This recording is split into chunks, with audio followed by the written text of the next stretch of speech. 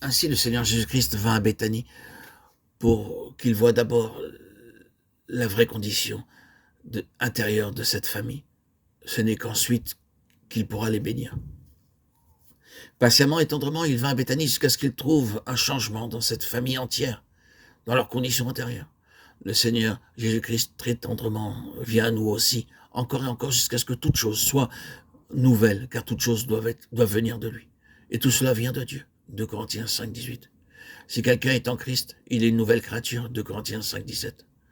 Tout ce que nous sommes, tout ce que nous faisons, possédons ou acquérons doit venir de Dieu. Alors seulement, il est satisfait.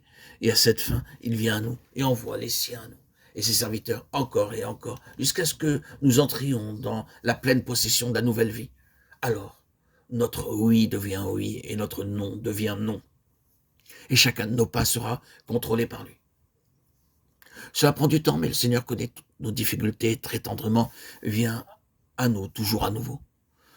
Au début, il n'est pas fait mention de Lazare, évidemment. Il n'était pas directement intéressé. C'était un homme de bien, il n'y avait rien à dire contre lui, car il était honnête et travaillait ainsi qu'un bon frère. Nous savons cela parce que Marthe et Marie pleuraient beaucoup sur lui quand il mourut. S'il avait été un mauvais homme, personne n'aurait pleuré sur lui. Il y a des gens très bien, qui sont très gentils, très affectueux. Ils aiment parler aux serviteurs de Dieu et les recevoir dans leur maison. Mais si ceux-ci leur apportent la parole de Dieu, ils doivent aller dormir. Ils ne sont pas intéressés. Quelqu'un peut leur parler de chiens, d'ânes, de singes, ils seront intéressés, mais ils n'ont aucun intérêt par la parole de Dieu.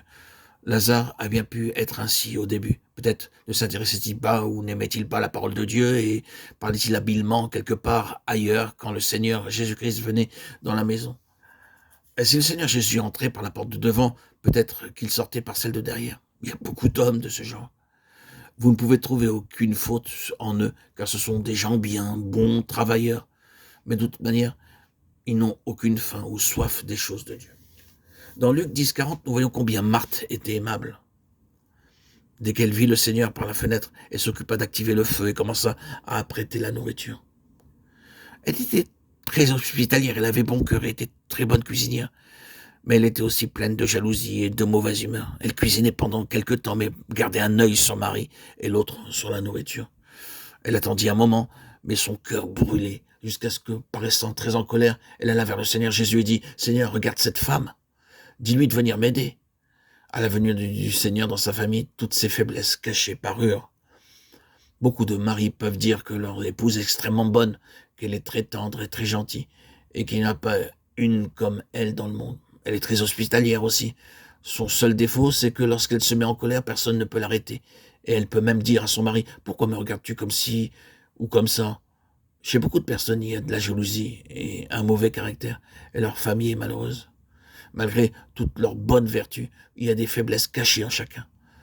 Le Seigneur Jésus connaît parfaitement bien la condition de ces familles. Et il sait aussi que tant que ces faiblesses ne sont pas révélées, il ne peut y avoir de changement. Chaque fois que le Seigneur révèle un péché, il le fait pour nous bénir, mais nos semblables révèlent notre péché pour nous faire honte.